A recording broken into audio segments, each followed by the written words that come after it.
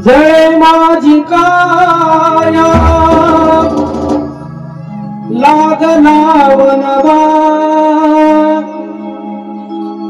जय माझी काया लागला वनवा,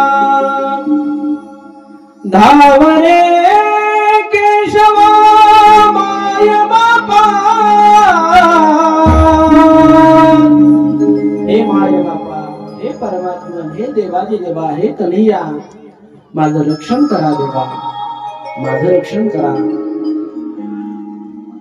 आर्त स्वरामध्ये ती उत्तरा देवाकडे प्रार्थना करू लागली. भगवान परमात्म्याने अंगुष्ठ प्रमाण रूप धारण केलं, तिच्या गर्भामध्ये प्रवेश केला आणि असं म्हणतात गर्भ जळाला होता. भगवान परमात्म्याने आपल्या कृपेने पुन्हा गर्भाला जिवंत केलं आणि गर्भामध्ये त्या बाळाला दर्शन दिलं.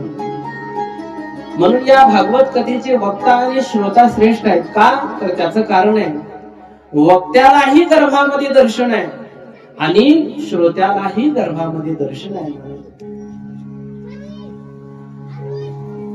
उत्तरा शांत झाली.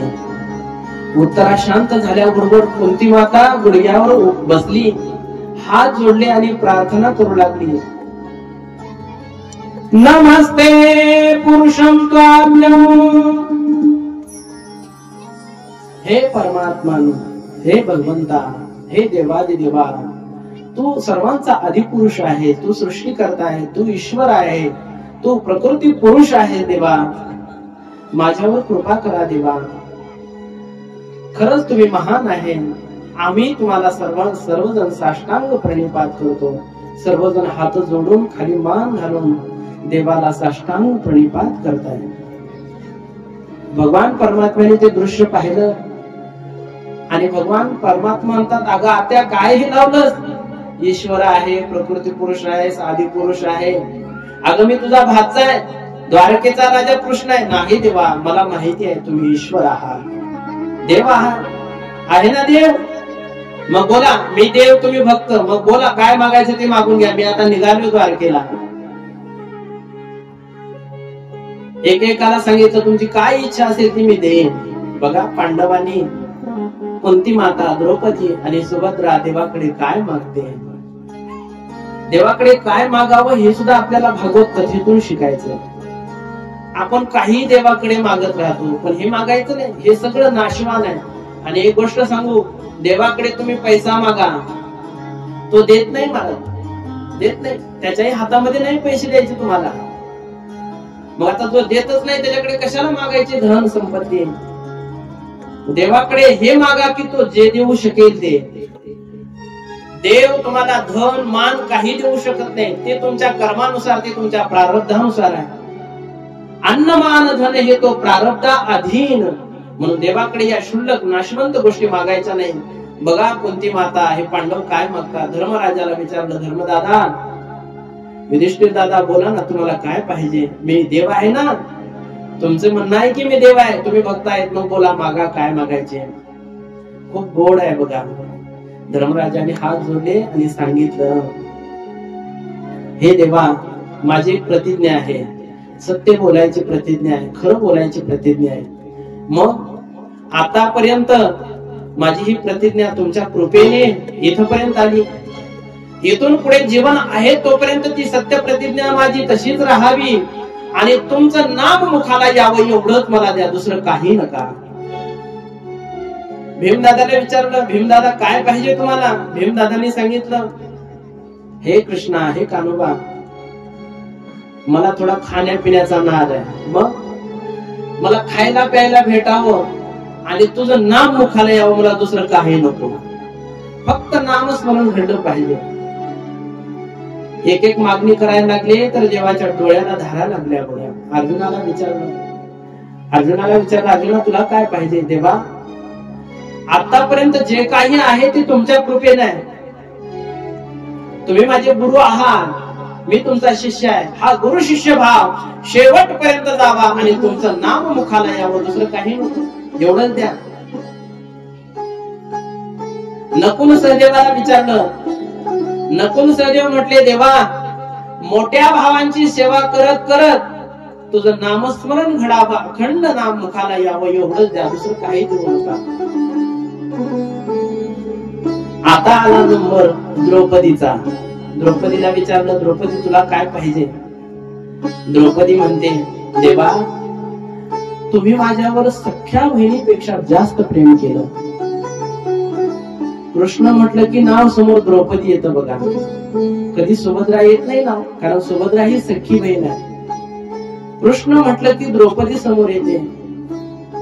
तुम्ही मला सखी म्हणता, कृष्णा म्हणता, हा सख्य भाव शेवटपर्यंत जावा, असंच तुम्ही माझ्यावर प्रेम करावं, तुमची कृपा अशीच माझ्यावर राहावी आणि तुमचं नामस्मरण घडावं, दुसरं काही नको. आता आला नंबर सुभद्रेचा. सुभद्रेला विचारलं, सुभद्रे काय पाहिजे? आता सगळे चिंतित झाले बघा. पांडव चिंता करू लागले, कुंती चिंता करते, द्रौपदी चिंता करते. का? तर त्याचं कारण आहे, यांना सगळ्यांना वाटलं ही कृष्णाची सखी बहीण आहे. आपण देव म्हणून त्याच्याकडे प्रार्थना केली, देव म्हणून विनंती केली, मागणी केली. मग आता हिने जर बहीण म्हणून मागणी केली तर आपल्या सगळ्यावर पाणी फिरून जाईल. सगळे चिंता करायला लागले, तिच्या तोंडाकडे बघायला लागले. बोल ना सुभद्रे, तुला काय पाहिजे? देवाने विचारलं. तिने हात जोडले, गुडघे आपले जमिनीवर टेकवले, डोळ्यामध्ये घळघळ घळघळ अश्रुधारा वाहायला लागल्या. पायावर डोकं ठेवलं आणि सांगितलं, देवा मला एकच गोष्ट द्या. काय पाहिजे सुभद्रे, बोल ना. मी असं ऐकलंय की अंत काळाच्या वेळेला आपले जेवढे रोम आहे 3.5 कोटी रोम, त्या एका एका रोमाच्या ठिकाणी हजारो युंगड्या चावाव्यात, एवढं मोठं दुःख होतं. हो बरोबर आहे. आणि मग तेवढ्या मोठ्या दुःखामध्ये मृत्यूच्या वेळेला कफ पित्त दाटून येतात, कंठ अवरोध होतो, कंठामध्ये प्राण येतो, आणि त्यावेळेला तुमची आठवण होत नाही. आणि आठवण झाली तरी देवा तुमचं नामस्मरण मुखाला येत नाही. मग माझी एकच इच्छा आहे की तुम्ही त्यावेळेला माझ्या मुखातून नाम ओतून घेतलं पाहिजे. कोणत्या वेळेला? मरणाच्या वेळेला. सगळ्यांच्या डोळ्यातून घळघळ अश्रुधारा व्हायला लागल्या.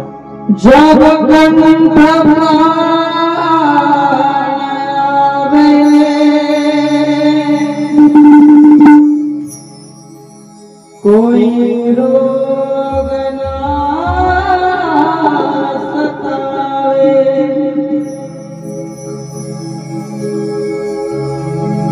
जब कंठ प्राण आवे, कोई रोग ना सतावे, यमदर्शन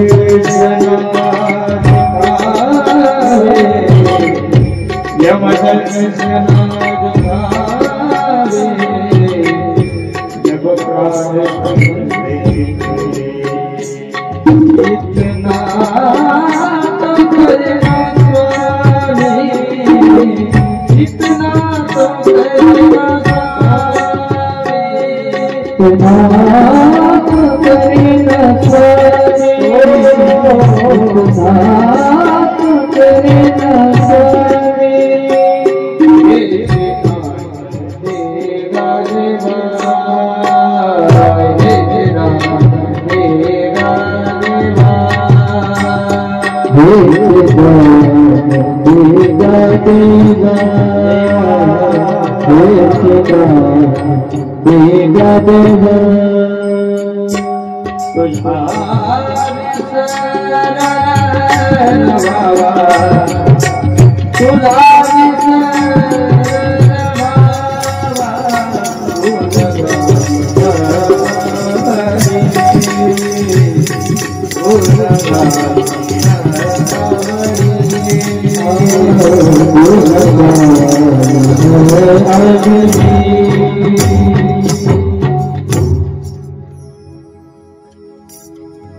जब कंठ प्राण आवे,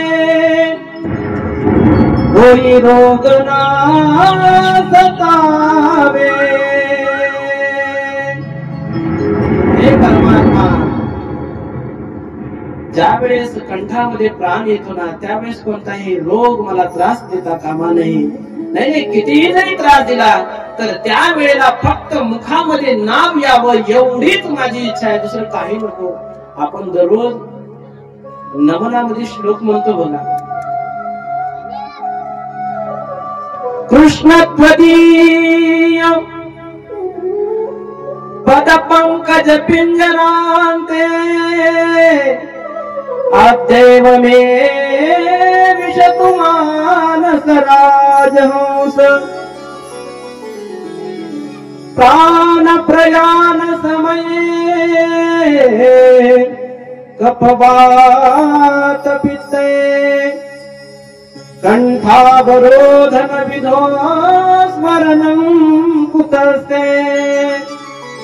कफ पित्त वात दाटून येतात आणि त्यावेळेला फक्त तुमचं नामस्मरण आलं पाहिजे, दुसरं तिसरं काही नको.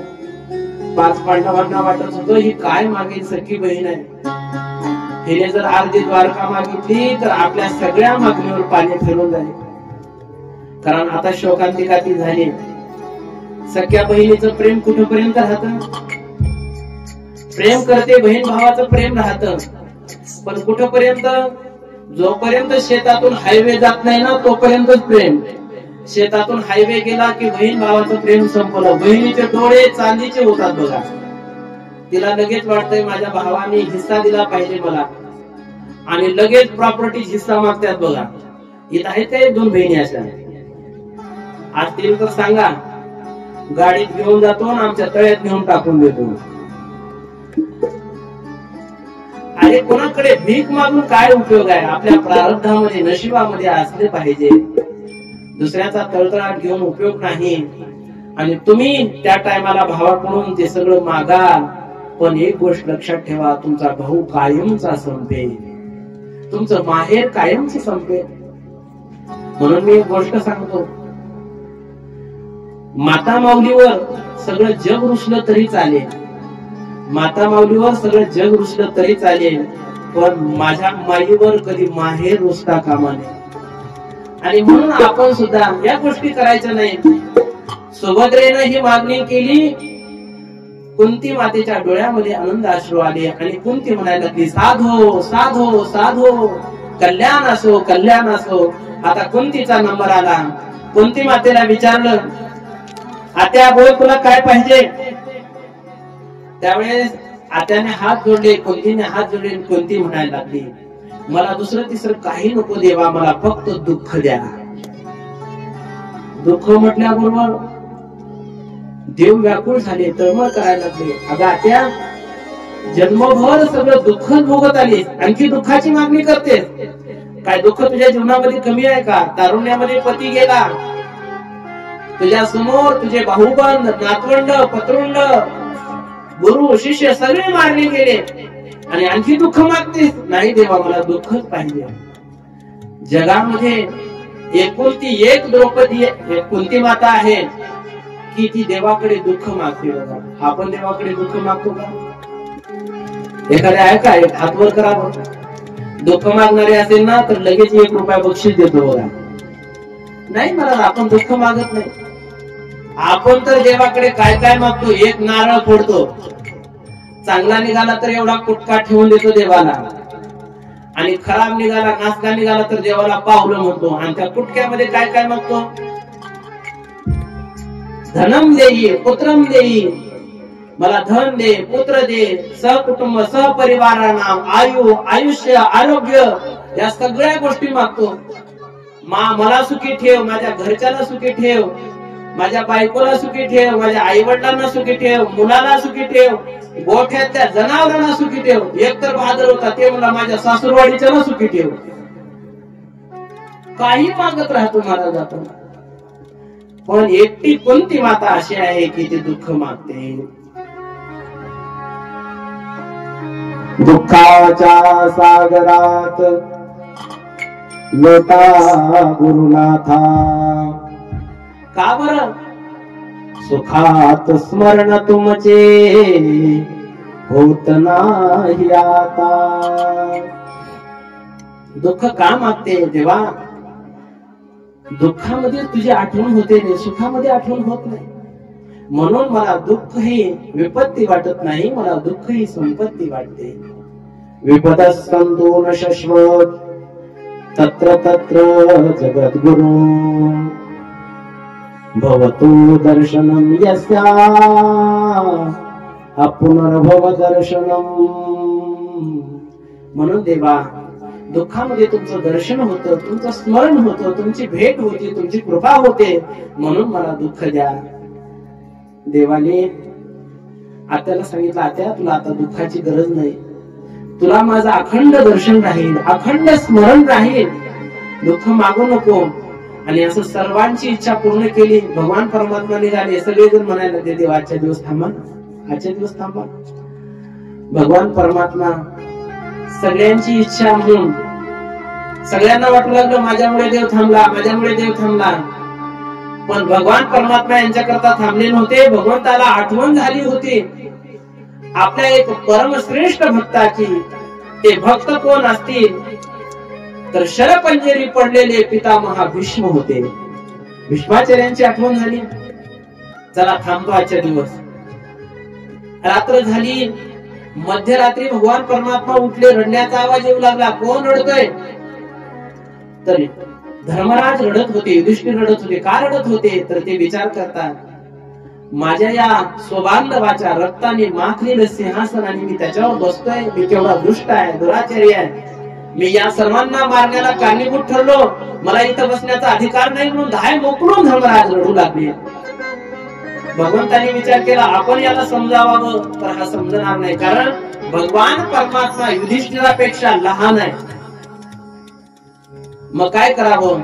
दुसरा दिवस उजाडला. धर्मराज, द्रौपदी, पांडव, कुंती माता सर्वांना घेऊन भगवान परमात्मा जिथं भीष्माचार्य शरपंजेरी पडलेले आहेत तिथं आलेले आहेत. भीष्माचार्य वाट पाहत होते. कशाची कशाची? एक तर भगवान परमात्मा आपल्या मृत्यू समयाला आला पाहिजे, आणि दुसरी गोष्ट उत्तरायणाची वाट पाहत होते. का बरं? तर त्याचं कारण आहे, उत्तरायणामध्ये मरण चांगलं असतंय बर का. उत्तरायणामध्ये जर मनुष्य मेला ना तर त्याची सद्गती होते, सद्गती होते. कोणी म्हणेल महाराज सांगा ना उत्तरायण कधी असतं? आता सध्याच चालू आहे. कोणाला जायचं असतं तर बघा. पण एवढी कथा होऊ द्या. मकर संक्रांती पासून उत्तरायण चालू झालं.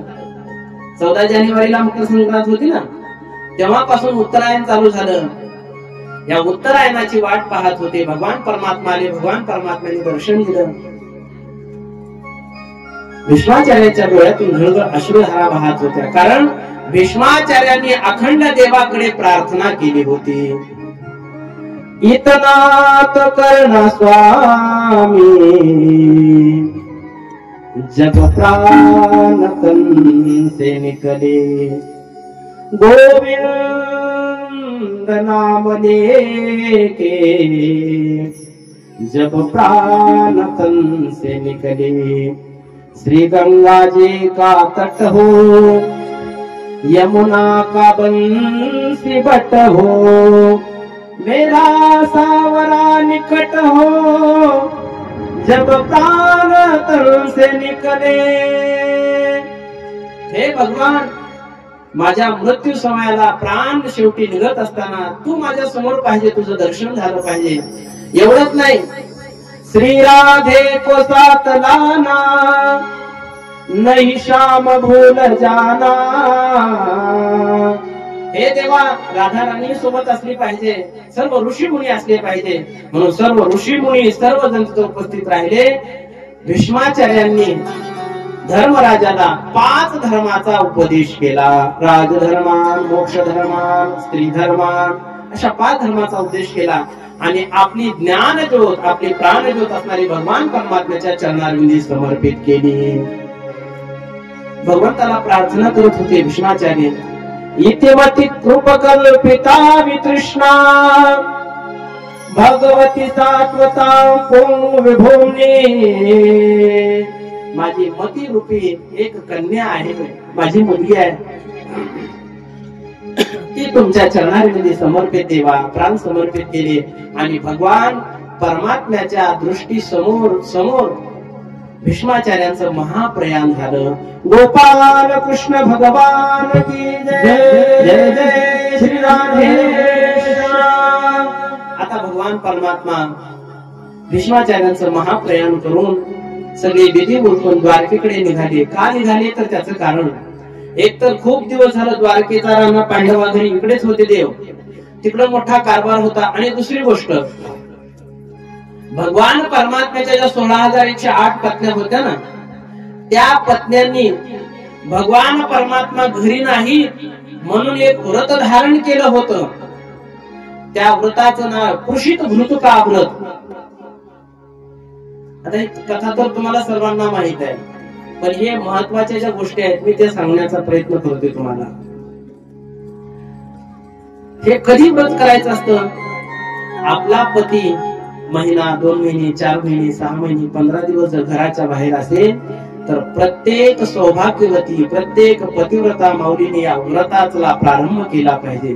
काय काय केलं पाहिजे तर या व्रताकरिता 4 नियम आहेत. पती घरी नसताना, पती जवळ नसताना त्या माऊलीने 4 गोष्टी केल्या पाहिजेत. पहिली गोष्ट, माता माऊलीने नवरा घरी नसेल, नवरा जवळ नसेल तर त्या माऊलीने शृंगार करायचा नाही. पहिला नियम. दुसरा नियम, पती जवळ नसेल तर त्या माऊलीने कधी हास्य विनोद करायचा नाही. पुरुषासोबत तर करूच नाही, पण स्त्रियासोबत सुद्धा करू नये. दुसरा नियम. तिसरा नियम, पती जवळ नसेल, पती सोबत नसेल तर त्या माऊलीने, त्या सौभाग्यवतीने, त्या पतिव्रतेने कधीही कोणत्या पार्टीला जायचं नाही. लग्नाला जायचं नाही, बारशाला जायचं नाही. काही काही लोक म्हणतात, महाराज आमची बायको तिकडं लग्नाला, आम्ही इकडं. जाऊ दे ना, एक लग्न राहू दे ना, दोघं एकीकडेच जाणार. नाही ते नाराज होईल. नाराज होईल मग काय तुझं घरी येऊन पाडील का? जाता कामा नये. बायकोने आपल्या नवऱ्याला कधी सोडून जाता कामा नये. त्याचे मी कारण सांगेन पुढे एका एका वाक्यामध्ये. आणि शेवटचा नियम, त्या माऊलीने पती बाहेर गावी असताना, जवळ नसताना कधीही गोडधोड करून खाता कामा नये. तळी ओळीव गोडधोड करून खाता कामा नये. का करू नये तर त्याचे एक एक कारण तुम्हाला सांगतो. पहिली गोष्ट, माता माऊलीने गोडधोड करून खाऊ नये. का खाऊ नये? तळलेलं गोडधोड खाल्लं ना तर अंतःकरणामध्ये काम विकार निर्माण होतो. काम, क्रोध हे लोक विकार सगळे निर्माण होतात. आणि मग आपला पती जवळ नसेल त्याच्यामुळे आपल्या अंतःकरणामध्ये काम वाढता कामा नये. याच्याकरता या गोष्टीचा त्याग करावा. हे खाऊ नये. आणि त्याचं दुसरं कारण, नवऱ्याला सोडून कसं खाऊ नये? होय, बरोबर आहे का नाही? नवरा तिकडं मेसचं कस तरी खातोय तेलकट बघत सकट, आणि आपण तो मस्त तळलेलं वळलेलं चल द्या खाऊ का? त्याचे दुसरं कारण, गोडधोड करून खायचं नाही. दुसरा नियम, माता माऊलीने कधी हास्य विनोद करायचा नाही. पुरुषासोबत करायचा नाही. पुरुषासोबत जर हास्य विनोद केला तर तो पुरुष त्याचा व्यंग अर्थ काढतो आणि मग नको त्या प्रक्रिया घडतात. मग त्याच्यामुळे हास्य विनोद करू नये.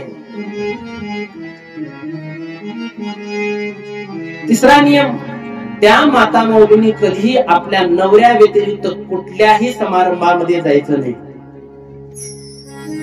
का बरं जाऊ नये? आता तुम्हाला तर माहित आहे, रस्त्याने चालता चालता माता माऊली म्हणजे एक हिरा आहे. हिरा, रत्नजडित हिरा आहे. मग महाराष्ट्र राज्याच्या आपत्कालीन प्रतिसाद प्रणालीमध्ये आपले स्वागत आहे. स्वागत आहे तुमचं सगळ्यांचं.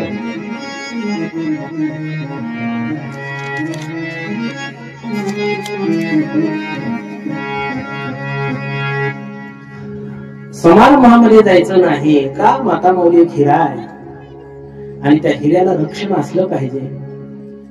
म्हणून हिरा असा एकटा कुठेही रस्त्यावर सोडून देऊ नये, सोडून द्यायचं नाही. म्हणून माता माऊलीने जाऊ नये. बाहेर बांडुळ बसलेले आहेत, चोर बसलेले आहेत, ते कधी आपल्याला हल्ला करतील सांगता येणार नाही. त्याच्याकरता माऊलीने कधी एकटीने बाहेर पडता कामा नये. आपण पेपरला दररोज बातम्या वाचतो. या नराधमांना, या दुष्ट दुराचारी लोकांना लहान लहान 4, 5, 7, 8 वर्षाच्या मुली सुद्धा, लेकरं सुद्धा कळत नाही. मग यांना काय माणसं म्हणावं का? म्हणून मायबापांनो, कधी एकटं जाऊ नका. आणि चौथी गोष्ट, त्या माऊलीने शृंगार कधी करायचा नाही. का करायचा नाही? तर त्याचं कारण आहे, आपला शृंगार असावा तो आपल्या पती करता असावा, नवऱ्या करता असावा. मग आता नवराच नाही राहिला तर मग कशाला शृंगार करायचे? फक्त सौभाग्यवतीचे अलंकार घालावेत. गळ्यामध्ये मंगळसूत्र, कपाळावर कुंकू, भांगेमध्ये गुलाल, पायामध्ये जोडवे, हातामध्ये काकणं, एवढा शृंगार असावा. शृंगार म्हणजे ब्युटी पार्लरला जायचं नाही. पण आपलं सगळं उलट आहे महाराज. कसं उलट आहे? नवरा घरी असतो, आपला शृंगार घरी नसतो, मग बाहेर निघताना शृंगार असतो. बघा, लग्नाला चाललं की मग ब्युटी पार्लरला जायचं. पैसे कोणाचे असतात ब्युटी पार्लरला? नवऱ्याचे.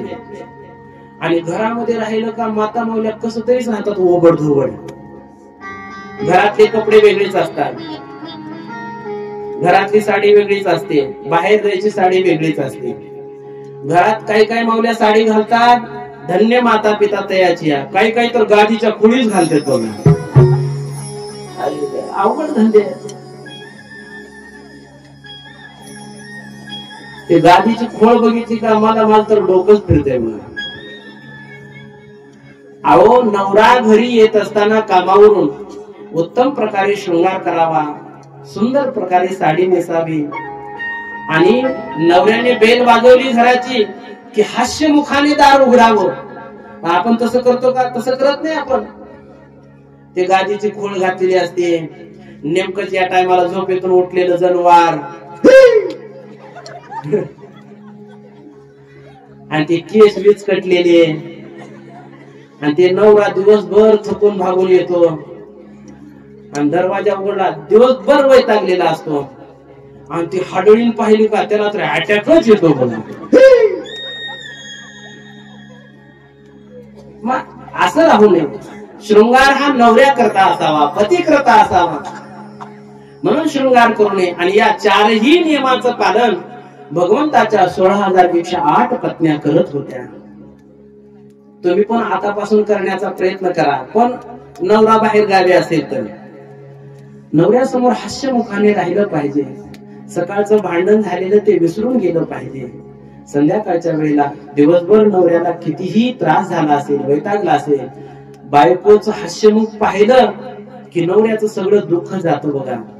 पण बायकोच्या तोंडावर 12 वाजलेले पाहिजे ना, त्याला वाटतं घरीच येऊ नये, तिकडच परमेश्वर महाराजाच्या कथेला जाऊ.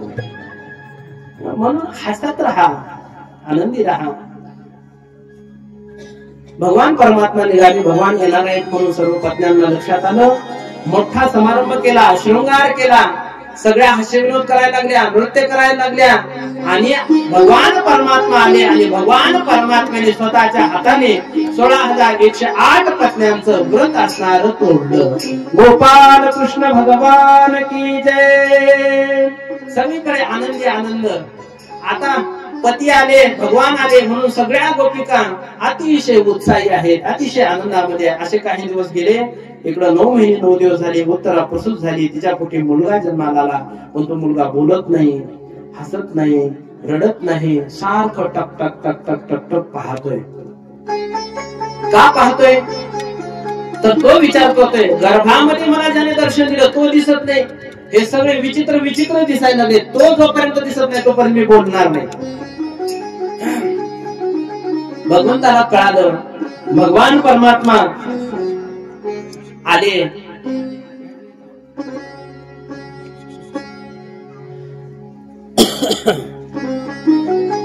ब्राह्मणांनी पत्रिका बनवली, हा मुलगा सिंहासारखा पराक्रमी निघेल, रामासारखा सत्य प्रतिज्ञा निघेल, ब्राह्मणाचं रक्षण करेल, शंकरासारखा दयाळू निघेल, रंतिदेवासारखा उदार निघेल, अर्जुनासारखा धनुर्धारी निघेल, शिबिराजासारखा शरणागत वत्सल आहे, कुबेरासारखा धनवान होईल आणि हा भगवान कृष्ण परमात्म्याचा एक निष्ठ भक्त होईल. ब्राह्मणांनी पत्रिका बनवली. शेवटी सांगितलं, याचा मृत्यू सर्पदंशाने होईल, पण एक महात्मा येईल आणि याचा उद्धार करून टाकेल. पत्रिका बनवली. भगवान परमात्मा अनेक प्रकारचे गिफ्ट घेऊन आले, भेटवस्तू घेऊन आले. भगवंताला पाहिल्याबरोबर ते बाळ हसायलाही लागलं, रडायलाही लागलं, नाचायलाही लागलं. का बरं? त्याच्या लक्षात आलं हाच तो परमात्मा आहे. सगळ्याची परीक्षा करत होता म्हणून भगवान परमात्म्याने त्याचं नाव परीक्षित ठेवलं. श्री परीक्षित महाराज की जय. गोपाल कृष्ण भगवान की जय. जय श्री राधे श्याम. इकडे पांडवांनी आपल्या प्रपुत्राकरिता त्याचं नाव परीक्षित ठेवलं होतं. त्याच्याकरता खूप मोठा दानधर्म केला. भगवान परमात्मा निघून गेले. परीक्षित आता 5 वर्षाचा झाला. एके दिवशी अचानक राजाला